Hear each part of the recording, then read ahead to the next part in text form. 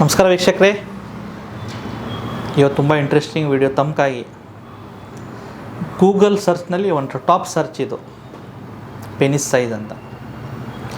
ತುಂಬ ಪುರುಷರಲ್ಲಿ ಒಂದು ಸೈಲೆಂಟ್ ಫಿಯರ್ ಇದೆ. ಅವನು ಯಾವನೋ ಒಬ್ಬ ಗರ್ಭ ಶ್ರೀಮಂತ ಇರ್ಬೋದು ಅಥವಾ ಯಾವುದೋ ಒಂದು ಕೂಲಿ ಕಾರ್ಮಿಕ ಇರ್ಬೋದು. ಪ್ರತಿಯೊಂದು ಪುರುಷದ್ದು ಒಂದೇ ಕ್ವಶನ್ನು. ಅವನ ದುಡ್ಡು ಲೈಫ್ನಲ್ಲಿ ಹಣ ಇದ್ದರೂ ಅವನಿಗೂ ಅದೇ ಕ್ವಶನು. ಯಾರಿಗೆ ನಾಳೆಗೆ ಊಟಕ್ಕೆ ದುಡ್ಡಿಲ್ಲ ಅವನಿಗೂ ಅದೇ ಕ್ವಶನು. ಏನಂದರೆ ನನ್ನ ಪೆನಿಸ್ ಸೈಜ್ ಏನಾದರೂ ಚಿಕ್ಕದಿದೆಯಾ ಅಂತ. ಯಾಕಂದರೆ ಇದು ಒಂದು ಇಷ್ಟು ದೊಡ್ಡ ಒಂದು ಟ್ಯಾಬು ಇದೆ ಸೊಸೈಟಿನಲ್ಲಿ. ಅಂದರೆ ನಂದು ಪೆನಿಸ್ ಸೈಜ್ ಚಿಕ್ಕದಿದೆಯೇನೋ, ಇವಾಗ ಹೊಸ ಯಾರು ಮದುವೆ ಆಗ್ತೀರಾ ಅವರಿಗೇನೋ ನನ್ನ ಪಾರ್ಟ್ನರ್ ಹೆಂಡ್ತಿ ನೋಡಿಬಿಟ್ಟು ಹೆಂಗೆ ತಿಳ್ಕೋತಾರೋ, do I able to satisfy my women, ಯಾರ ಜೊತೆಗೆ ನಾನು ಮದುವೆ ಆಗ್ತಾಯಿದೆ ಆಕೆಗೆ ನಾನು ಸ್ಯಾಟಿಸ್ಫೈ ಮಾಡಬಹುದಾ, ಅಥವಾ ಪೆನಿಸ್ ಸೈಜ್ ಅಷ್ಟು ಮ್ಯಾಟರ್ ಆಗುತ್ತಾ ಅಂತ ಲೈಂಗಿಕ ಕ್ರಿಯೆಯಲ್ಲಿ. ಹೌದು, ಪೆನಿಸ್ ಇದೆ, ಒಂದು ಆರ್ಗನ್ ಇದೆ, ಇಲ್ಲ ಅಂತಿಲ್ಲ. ಬಟ್ ಬರೇ ಸೆಕ್ಸ್ ಆ್ಯಕ್ಟಿವಿಟಿನಲ್ಲಿ ಪೆನಿಸ್ ಮಾತ್ರ ಮುಖ್ಯನಾ ಅಂತ ಈ ವಿಷಯದ ಬಗ್ಗೆ ಮಾತಾಡ್ತೀನಿ. ಸಾಕಷ್ಟು ಡೌಟ್ ಇದೆ, ಸಾಕಷ್ಟು ಕ್ವೆಶನ್ಸ್ ಇದೆ, ಏನೇನೋ ಥಿಯರೀಸ್ ನೀವು ವೀಡಿಯೋಸ್ ನೋಡಿದಿರ್ತಾರೆ. ಪ್ರತಿಯೊಂದು ವಿಷಯದ ಬಗ್ಗೆ ಸ್ವಲ್ಪ ಬಿಡ್ಸಾಗಿ ಹೇಳ್ತೀನಿ, ಲಾಸ್ಟ್ವರೆಗೆ ನೋಡಿ. ಸೊ ಫಸ್ಟ್ ಡೇಟಾ ಏನು ಹೇಳುತ್ತೆ. ಡೇಟಾ ಏನು ಹೇಳುತ್ತೆ ಅಂದರೆ, ಆ್ಯಾವ್ರೇಜ್ ಇಂಟರ್ನ್ಯಾಷನಲ್ ಒಂದು ಪೆನಿಸ್ ಸೈಜ್ ಏನಿದೆಯಲ್ಲ 4.5 to 5.5 ಇಂಚ್ ಇದೆ. ಅದೂ ಎರೆಕ್ಟ್ ಇದ್ದಾಗ. ನೀವು ಯಾವಾಗ ಮೂಡ್ನಲ್ಲಿ ಇರ್ತೀರ, ಹಾರ್ಡ್ ಆಗಿದ್ದಿರುತ್ತೆ ಪೆನಿಸು, ಒಂದು 4.5ದಿಂದ 5 ಇಂಚ್ ಅಪ್ರಾಕ್ಸಿಮೇಟ್ಲಿ ಈಸ್ಟ್, ಈ ಪೆನ್ದು ಒಂದು ಈಸ್ಟ್ ಪೋರ್ಷನ್ ಇದ್ದರೆ that is N average penis size internationally. ಒಂದು. ಎರಡನೇದು ನಮ್ಮ ಇಂಡಿಯಾದ ಆ್ಯಾವ್ರೇಜ್ ಸೈಜ್ ತೊಗೊಳ್ಳೋಣ. ನಮ್ಮ ಇಂಡಿಯಾದ ಆ್ಯಾವ್ರೇಜ್ ಸೈಜ್ ಮತ್ತು ಒಂದು 1/2 ಇಂಚ್ ಕಡಿಮೆ ಆಗಿಬಿಡುತ್ತೆ.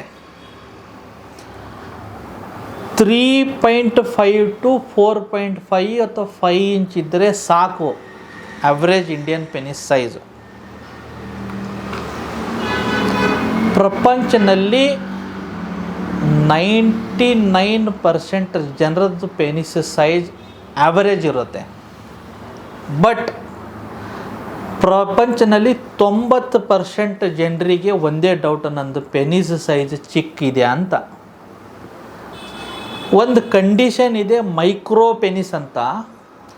10,000 ಜನರ ಪುರುಷರಲ್ಲಿ ಒಬ್ಬರಿಗಿರುತ್ತೆ. ಅದು 10,000ನಲ್ಲಿ ಒಬ್ಬರಿಗೆ ಮೈಕ್ರೋ ಪೆನಿಸ್ ಇರುತ್ತೆ.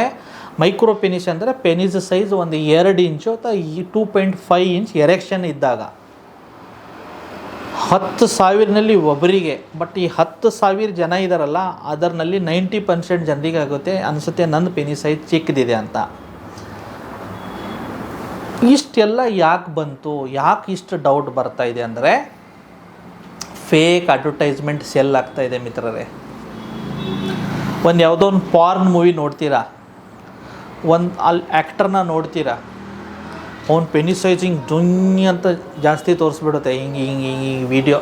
ಅದು ಎಕ್ಸಾಜರೇಟೆಡ್ ವೀಡಿಯೋ ಇರುತ್ತೆ. ಮತ್ತು ಒಂದು ಮಾಡೆಲ್ನ ಸೆಲೆಕ್ಟ್ ಮಾಡಬೇಕು, ಆ ಪರ್ಟಿಕ್ಯುಲರ್ ಅಂಥ ಕಂಟೆಂಟ್ ಮಾಡಬೇಕಂದ್ರೆ ಒಂದು 10,000 ಮಾಡೆಲ್ನ ಅವರು ಸ್ಟಡಿ ಮಾಡಿ ಅವ್ರ ಪೆನಿಸ್ ಸೈಜ್ ಲೆಂತ್ ನೋಡಿ ರಿಜೆಕ್ಟ್ ಮಾಡಿ ಅಂತ ಯಾರಿಗೂ ಒಬ್ಬರಿಗೆ ತೊಗೊಂಡಿದ್ದಿರ್ತಾರೆ ಅವರು. ಆಮೇಲೆ ಸರ್ಟನ್ ಕಂಡೀಷನಲ್ಲಿ ಜೆನೆಟಿಕ್ಸ್ ಇರುತ್ತೆ, ಅಂದರೆ ವಂಶ ಪರಂಪರೆ. ಈಗ ಫಾರ್ ಎಕ್ಸಾಂಪಲ್ ಯಾರೋ ಒಬ್ಬ ನೈಜೀರಿಯನ್ ಇದ್ದಾನೆ, ಆಫ್ರಿಕನ್ ಇದ್ದಾನೆ, ಯುರೋಪಿಯನ್ ಇದ್ದಾನೆ, ತಾತ ಮುತ್ತಾತದಿಂದ ಅವ್ನ ಪೆನಿಸ್ ಸೈಜ್ ಹೇಗೆ ಬಂದಿದೆ ಅದು ಏನಿದೆ ಅಲ್ಲ ಒಂದು ನೇಚರ್ಸ್ ಗಿಫ್ಟ್ ಅವರಿಗೆ.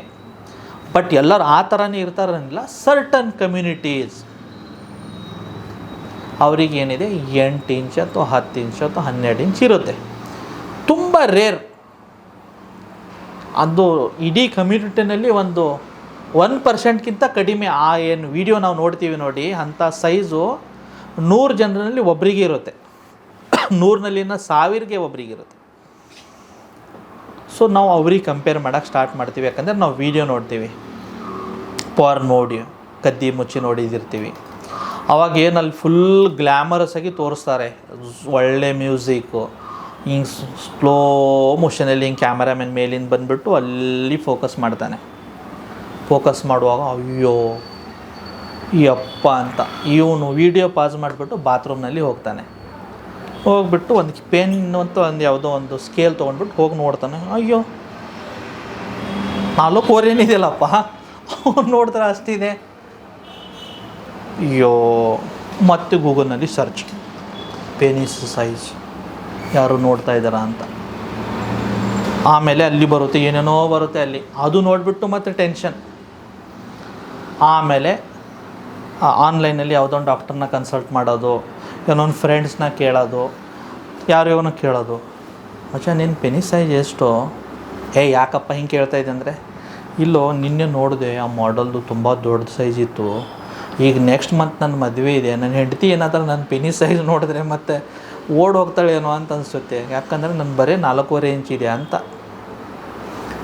ಇಲ್ಲಪ್ಪ, 4.5 ಇಂಚ್ ಇದೆ ನಾರ್ಮಲ್ ಸೈಜ್. ಅದು ಜಾಸ್ತಿ ಟೆನ್ಷನ್ ಮಾಡ್ಕೋಬೇಡಿ. Over exaggeration, over promotion, over advertise ಮಾಡಿಬಿಟ್ಟು ಅವ್ರ ಪ್ರಾಡಕ್ಟ್ನ ಸೇಲ್ ಮಾಡ್ತಾ ಇದ್ದಾರೆ. ಸೊ ಎಲ್ಲರಿಗೆ 10 ಇಂಚ್ ಪೆನಿಸ್ ಇರೋಕ್ಕೆ ಸಾಧ್ಯ ಇಲ್ಲ ಮತ್ತು ಇರೋದು ಇಲ್ಲ. ಇದ್ದಿದ್ದಲ್ಲಿ ನಾನು ಸ್ವಲ್ಪ ಬೆಟರ್ ಏನಾದರೂ ಮಾಡಬಹುದಾ ಅಥವಾ ಪೆನಿಸ್ ಸೈಜ್ ಏನಾದರೂ ಜಾಸ್ತಿ ಮಾಡಬಹುದಾ ಅಂತ ತುಂಬ ಜನರದ್ದು ಕ್ವೆಶನ್ ಇದೆ. ಮಾರ್ಕೆಟ್ನಲ್ಲಿ ಈ ಪೆನಿಸ್ ಸೈಜ್ ಹೆಸರು ಮೇಲೆ ಈ ಕ್ರೋಸ್ ಟುಗೆದರ್ ಇಂಡಸ್ಟ್ರಿ ಇದೆ. ಅದು ಪಂಪ್ಸ್ ಇರಬಹುದು, ಅದು ಪಿಲ್ಸ್ ಇರಬಹುದು, ಅದು ಕ್ರೀಮ್ಸ್ ಇರಬಹುದು, ಅದು ಟಾಯ್ಸ್ ಇರಬಹುದು. ಇದು ಕ್ರೋಸ್ ಟುಗೆದರ್. ಮಕ್ಕಳ ಒಂದು 10 ರೂಪಾಯಿ ಚಾಕ್ಲೇಟ್ ಕೇಳಿದ್ರೆ ಅಪ್ಪ ಇರಲಿ ಬಿಡು ಕೊಡಲ್ಲ 10 ರೂಪಾಯಿ. ಬಟ್ ಇಲ್ಲಿ ಸೆಕ್ಸ್ನಲ್ಲಿ ಏನಾದರೂ ಪೆನಿಸ್ ಸೈಜ್ ಯಾವುದೋ ಒಂದು ಆ್ಯಡ್ ನೋಡಿಬಿಟ್ಟು ಅಯ್ಯೋ ಅಷ್ಟು ದೊಡ್ಡದಾಗ್ಬೋದು ಅಂತ ನಂಬಿಕೆ ಮೇಲೇ 2,000 ರೂಪಾಯಿದು ಕ್ರೀಮ್ ಆರ್ಡರ್ ಮಾಡ್ತಾನೆ ನಾನು ಆನ್ಲೈನಲ್ಲಿ. ಅದ್ರ ಏನು ಪ್ರಯೋಜನ ಆಗಲ್ಲ. ಮಿತ್ರರೇ, ಬೈ ಬರ್ತ್ ನಿಮಗೇನು ಹೈಟ್ ಬಂದಿದೆ ಆ ಹೈಟ್ನ ನಾವು ಚೇಂಜ್ ಮಾಡೋಕ್ಕಾಗಲ್ಲ. ಬೈ ಬರ್ತ್ ನಿಮ್ಮ ತಂದೆದಿಂದ, ನಿಮ್ಮ ತಾತ ಮುತ್ತದಿಂದ, ವಂಶ ಪರಂಪರೆಯಿಂದ ಯಾವ ಜೆನೆಟಿಕ್ಸ್ನ, ಯಾವ ಜೀನ್ಸ್ನ ನೀವು ತೊಗೊಂಡ್ಬಿಟ್ಟು ಹುಟ್ಟಿದ್ದೀರಾ ಅದನ್ನು ಚೇಂಜ್ ಮಾಡೋಕ್ಕಾಗಲ್ಲ. ಸೊ ಫಸ್ಟ್ ಈ ನಂಬಿಕೆಯಲ್ಲಿ ಇಡಬೇಡಿ, ನಾನು ಏನೋ 50,000 ರೂಪಾಯಿ ಪ್ರಾಡಕ್ಟ್ ತೊಗೊಂಡ್ಬಿಟ್ಟು ನಾನು ಪೆನಿಸ್ ಸೈಜ್ ಏನಾದರೂ ಇಂಪ್ರೂವ್ ಮಾಡ್ಬೋದು ಅಂದರೆ ಸಾಧ್ಯವಿಲ್ಲ. ಸರ್ ಅದರ ಅರ್ಥ ಇದ್ದಿದ್ದಲ್ಲಿ ಬೆಟರ್ ಮಾಡೋಕ್ಕಾಗಲ್ವಾ? ಆಗುತ್ತೆ. ಬಟ್ ಇದರಲ್ಲಿ ಏನಂದರೆ 90% ನಿಮ್ಮ ಎಫರ್ಟು, 10% ಟ್ರೀಟ್ಮೆಂಟ್. ನಮ್ಮ ಎಫರ್ಟ್ ಅಂದರೆ ಏನು? ಪೆನಿಸ್ ಏನಿದೆಯಲ್ಲ ಒಂದು ಆರ್ಗನ್, ಅದರಲ್ಲಿ ಯಾವುದೋ ಮೂಳೆ ಇಲ್ಲ. ಇಟ್ ಈಸ್ ಓನ್ಲಿ ಒಂದು ಮಸಲ್ಲು, ಅದರಲ್ಲಿ ಸ್ಪಂಜು ಮತ್ತು 2 ರಾಡ್ ಇದೆ. ಇದು ಟೋಟಲಿ ಏನಿದೆಯಲ್ಲ ನಮ್ಮ ಪೆಲ್ವಿಕ್ ಮಸಲ್ಸ್ ಮೇಲೆ ಡಿಪೆಂಡ್ ಇದೆ. ಪೆಲ್ವಿಕ್ ಮಸಲ್ ಅಂದರೆ ಏನು? ಈ ತೊಡೆ ಸಂದಿನಲ್ಲಿ ಇರುವ ಭಾಗ, ನಮ್ಮ ಹೊಟ್ಟೆದ ಮೇಲಿನ ಭಾಗನ ಮತ್ತು ಕೆಳಗಡೆ ಭಾಗನ ಏನು ಡಿವೈಡ್ ಮಾಡುವ ಮಸಲ್ಸ್ಗಳಿರುತ್ತಲ್ಲ, ಇದನ್ನು ಪೆಲ್ವಿಕ್ ಫ್ಲೋರ್ ಮಸಲ್ಸ್ ಅಂತಾರೆ. ಈ ಮಸಲ್ಸ್ ಏನು ಮಾಡುತ್ತೆ, ಹೊಟ್ಟೆದ ಕಂಟೆಂಟು, ಅದು ದೊಡ್ಡ ಅನ್ನ ಕರುಳು ಇರ್ಬೋದು, ಚಿಕ್ಕ ಅನ್ನ ಕರುಳು ಇರ್ಬೋದು, ಆಮಾಶಯ ಇರ್ಬೋದು, ಅದನ್ನು ಕೆಳಗಡೆದು ಗುದದ್ವಾರ, ಆಮೇಲೆ ಅದು ಯೂರಿನರಿ ಬ್ಲ್ಯಾಡರು, ಯುರೆತ್ರ, ಈ ಪಾರ್ಟ್ನ ಸೆಪ್ರೇಟ್ ಮಾಡುತ್ತೆ. ಇದರಲ್ಲಿ ಏನು ಮಸಲ್ಸ್ ಇರುತ್ತಲ್ಲ, ಈ ಮಸಲ್ಸ್ಗೆ ಪೆಲ್ವಿಕ್ ಫ್ಲೋರ್ ಮಸಲ್ಸ್ ಅಂತಾರೆ. ಈ ಮಸಲ್ ಏನಿದೆಯಲ್ಲ ಅದು ಪೆನಿಸ್ಗೆ ಪಾಯ. ನೀವು ಹೇಗೆ ಒಂದು ಮನೆ ಕಟ್ತಿರಲ್ಲ, ಕೆಳಗಡೆ ಏನು ಪಾಯ ಹೇಗಿರುತ್ತೆ ನೋಡಿ, ಪೆನಿಸ್ ಆ ಪರ್ಟಿಕ್ಯುಲರ್ ಪೆಲ್ವಿಕ್ ಫ್ಲೋರ್ ಮಸಲ್ಸ್ ಮೇಲೇ ಡಿಪೆಂಡ್ ಇದೆ. ಸೊ ನೀವು ಏನಾದರೂ ಡೈಲಿ ಒಂದು 15 ನಿಮಿಷ 20 ನಿಮಿಷ ಕೀಗಲ್ ಎಕ್ಸಸೈಸ್, ಅದನ್ನು ಲಾಂಗರ್ ಪೀರಿಯಡ್ 1 ವರ್ಷ 2 ವರ್ಷ 3 ವರ್ಷ ರೆಗ್ಯುಲರಾಗಿ ಮಾಡ್ತಾ ಇದ್ದಾಗ ಏನಾಗುತ್ತೆ, ಆವಾಗ ಮಸಲ್ ಸ್ವಲ್ಪ ಸ್ಟ್ರಾಂಗ್ ಆಗುತ್ತೆ. Stronger the pelvic floor muscle, stronger the penis size.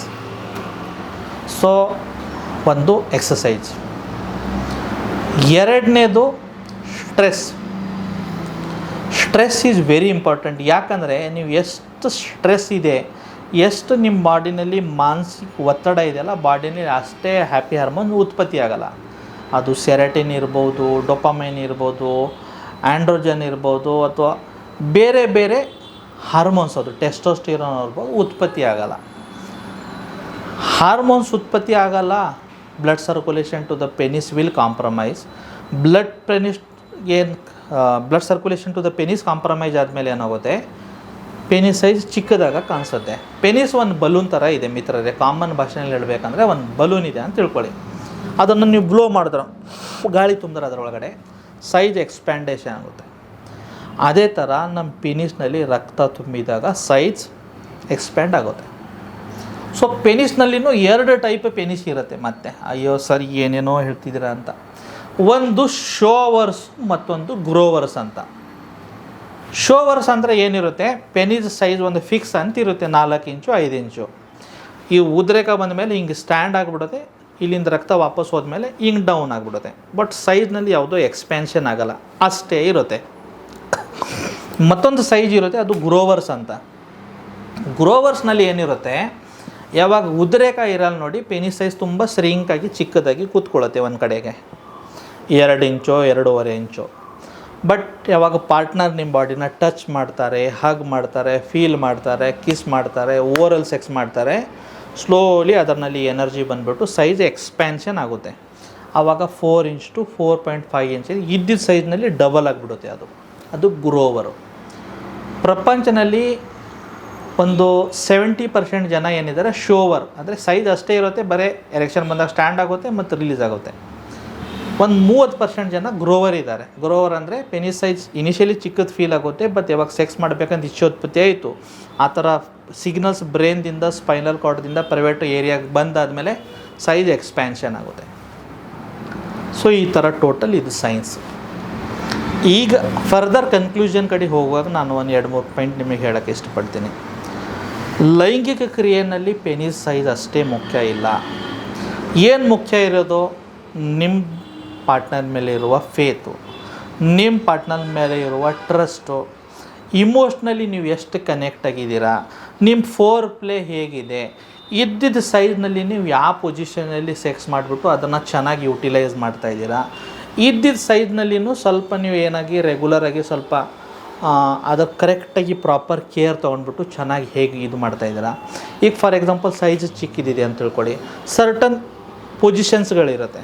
ಆ ಪೊಸಿಷನಲ್ಲಿ ಏನಾಗುತ್ತೆ, ಯೋನಿ ಡೈರೆಕ್ಟ್ ಮುಂದೆ ಬಂದುಬಿಡುತ್ತೆ. ಈಗ ಫಾರ್ ಎಕ್ಸಾಂಪಲ್ ಈಗ ವೈಫ್ ಫ್ಯಾಟ್ ಇದ್ದಾರೆ ಅಂತ ತಿಳ್ಕೊಳ್ಳಿ.